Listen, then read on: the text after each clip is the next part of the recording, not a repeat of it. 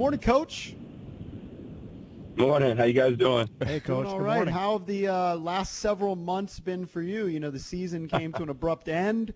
What was it like for the Turgeon family, the life, at least college hoops heating up? Well, I tell you what, there's a lot of things that aren't great about COVID, and there's a lot of things that were good about COVID. And I got to be around my family a lot more, obviously, a lot more family meals. Wasn't traveling all the time, so actually got to know my youngest son a lot better, which was great. Spend more time with him, and what a great kid he is. So it was good. But like most of America, the unknown was tough. You know, are you going to go on the road? Are you going to start the season? Are you going to be able to practice? And right when you thought you were going to get somewhere, you took 2 steps back. So it's the way it was. But you know, it was unique. But you know, I tried to make the best of it, like most people did. Now, Coach, I don't want to lament too much because it's behind us, it's in the rearview mirror, but just for our audience, just give us a little what it was like when you finally realized, man, this is for real, and this team that, you know, really had an opportunity to maybe do some damage in the postseason didn't get that opportunity. Seniors didn't get an opportunity, guys like, Jalen to maybe end on the note that they wanted to. How difficult was that, and does that still haunt you a little bit? Yeah, you feel bad for the seniors. You feel bad for Jalen. We all knew Jalen was leaving, so I took him out on senior day. It's tough. We'll never get over it. I'll be laying on my deathbed being like, man, I just wish I would have had that team to play in that NCAA tournament. But that's kind of why we did the ring ceremony. We got everybody back together, which was great. Social distanced and wore our mask, but just kind of celebrated that year, talked about that year so we could put it behind us and move on. And it was it was great to do that. I'm glad we celebrated the way we celebrated. I know how hard it is to win a league championship, especially with 14 teams and the best conference in the country. So, it was one of the things we celebrated, and we're glad we did that. It truly is crazy, Coach, because I was there for College Game Day. My son is a big college Game Day fan, and he loves the Terps. And we went there, I don't know, about an hour and a half before things kicked off, and the atmosphere was amazing. And then to think just a few weeks later, nothingness in the world of college basketball, it's crazy.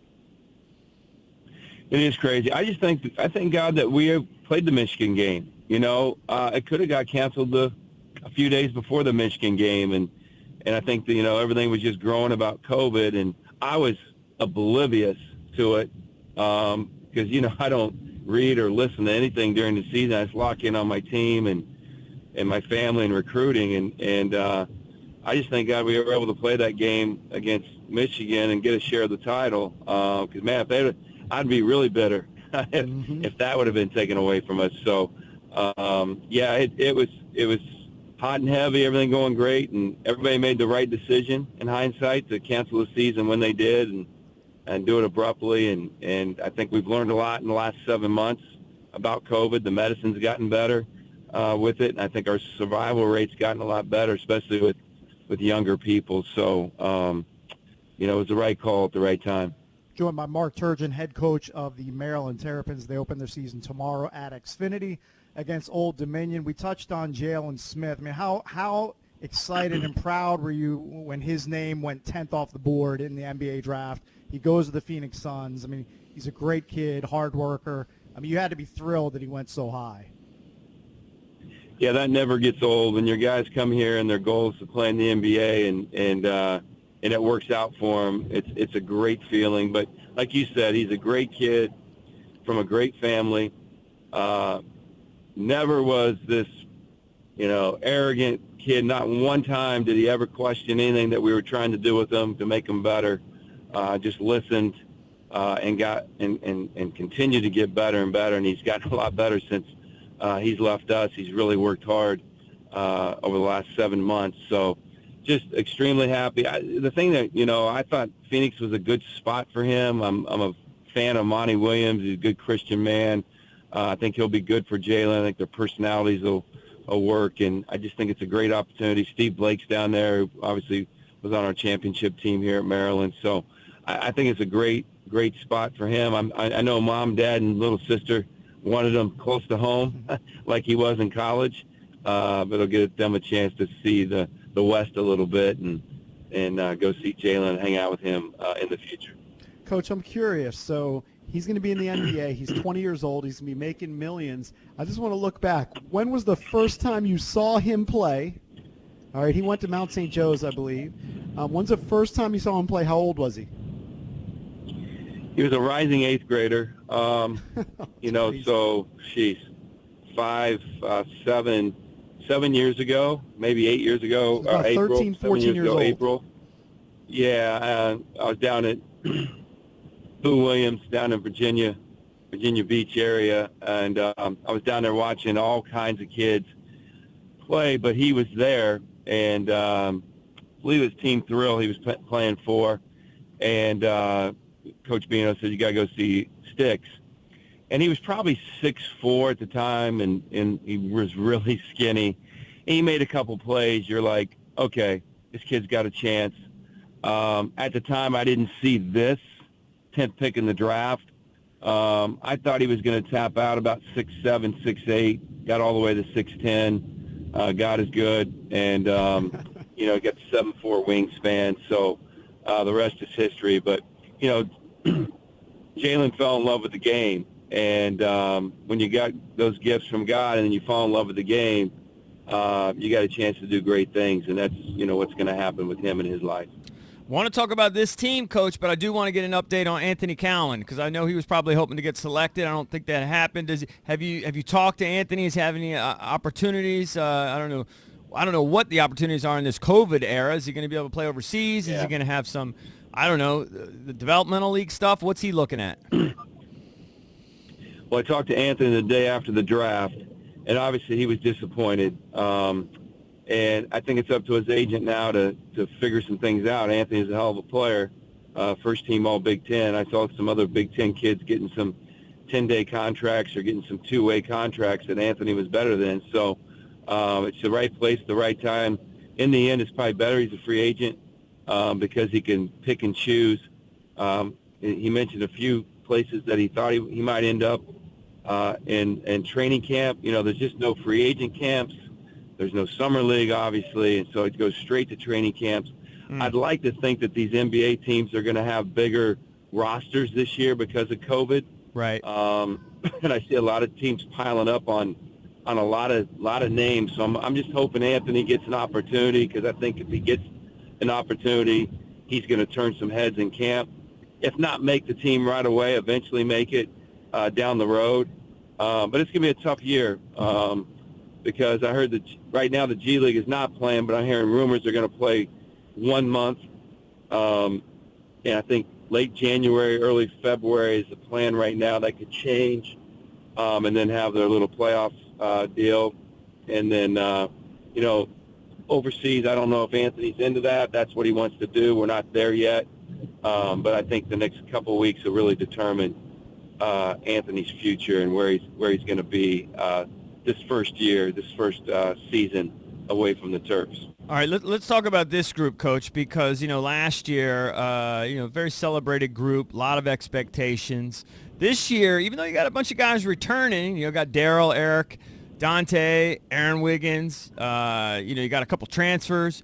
I don't think you're going to go quietly. I think this team can still make some noise. How comfortable are you, and do you feel like you're going to surprise some people? Yeah, it's it just shows you how good our league is when they're picking us 10th and 11th and really have 4 guys that averaged about 20-plus minutes back from a championship team. So, yeah, I think we've added some really good pieces. We've been pleasantly surprised with Jalen Smith from Alabama. He's been a really good pickup for us, really knows how to play, fits well into what we're doing. Personality fits in great. Charius Hamilton's another grown man that we got from Boston College. He averaged 10 points in the ACC. He's got a chance. He gets better every day for us. We play a little differently than Boston College, so he's still getting used to that. Joel Mario's gotten better. He's still got a long ways to go, but he's healthy. He's practicing every day. He's moving better. He's huge, right? He looks like he has so much potential. He's 7'2", 7'3", right? Yeah, he's 7'2". It's about a 7'10" wingspan. It's just timing and getting a feel for things. And every rep you can see he's getting better. And I just think defensively, if he just locks in defensively and tries to be the best defender on our team this year, which would be saying a lot because we have a lot of good defenders, then we're going to be a good basketball team. If he's concerned about scoring and things like that, which he will score for us, but I think he can make his biggest impact on the defensive end. So that's what we're working on. Is he the biggest guy you ever coached? Yes, yeah. I had DeAndre Jordan, who was much thicker and a lot more athletic. But, Joel, it's a work in progress. We work with him every day. He does all this extra work. I think the light bulb's going to come on to where, Joel was a heck of a player coming out of high school when he's like a sophomore. And I'm just hoping that he gets back to that point where he's feeling comfortable on the floor. Still trying to figure out where he needs to be all the time. Game's moving too fast for him. It gets taken away from you for 3 years. It's hard. And then the speed of our game is unique for a 7'2", 7'3" guy. So he's getting there. I'm really proud of him. He's a great kid and works hard every day. Hakeem Hart's a guy that's really, really gotten better. Got great size at the wing, 6'7". I think you guys are going to love him. Just learn how to get more physical, become a better defender. And then this freshman guard, Aquan Smart, is really talented, really athletic, very confident young man. I think we could go with all the pieces that we have coming back, which they've all gotten better. Gives us more depth than we've had in a long, long time. Maybe since our Sweet 16 team, maybe better, maybe more depth. Maybe not quality of players, but maybe more depth, more quality depth than we had with that team. So, Coach Turgeon, with no fans there, it's going to be awful quiet for home games. Does that alter your coaching on the sideline? Yeah, I'm going to watch my language a lot more. That's for sure. We got to wear masks, so that'll help me. Might save me a few times. It's going to be weird. We always play a private scrimmage every year. Of course, we didn't do it this year because of COVID. So it's going to be different. But what we're doing, which is kind of crazy, is you're allowed to pipe in music. And I'll be real with you, that's a little more annoying than it is anything else. And so it's constant just noise being played. We'll turn it down during timeouts and dead balls and things like that, but just constant chaos basically in the building. Sure it's not your favorite music. I'm curious, what is the last concert you've attended, Coach Turgeon? Give us some insight. Oh, shit. I'm so bad at stuff. Come on, guys. I'm terrible at stuff like this. Maybe like a Bruce. Brown. I was at Zach Brown. Jack Brown? I was at Zach Brown band. All right, Yeah. Jack Brown. Okay, that works. And that was Laura Dangle. It was Laura Dangle. I don't know who that is. So I saw both of them. Yeah. She's terrific. Christian music. You need to look her up. right. She's really, really good. I go where my wife tells me to go. Right, gotcha. Yeah, we Coach, all kind of do. Coach, I'm looking at the schedule, and, in a COVID year, I was actually kind of surprised that you're playing as many games as you are. What do you have, about 25 games scheduled or so? I mean, out-of-conference schedule is a little bit more limited, but still, you got quite a slate of games here. Yeah, we got 27 on the schedule. You got to play 13 to be eligible for the NCAA tournament. Okay. So every non-conference game we're playing, which are all at home except for one, they can bus here. So we'll bus them here. We'll test them the night before. We'll put them in a hotel. We'll test them the day of the game. And if everything goes right, we'll play the game. We know we're going to lose games.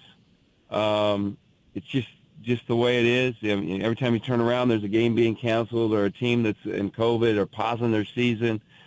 We know that's going to happen. So there's a couple stretches built into the Big Ten, late January and late February and early March, where you only play 3 games in a 2-week span. So if you need to make up a game or two, there's an opportunity, if it fits, to do that. it's going to be just like the world is right now. You just, day by day, you wake up. If everything's good, you're going to go to practice or play a game and do the best you can, and then try to stay safe and follow the doctor's protocol and wake up and do it the next day. So, yeah, we do get to play 27, which is great. Makes the players feel like it's a full season. They're planning on having the Big Ten tournament, and they're obviously planning on having the NCAA tournament.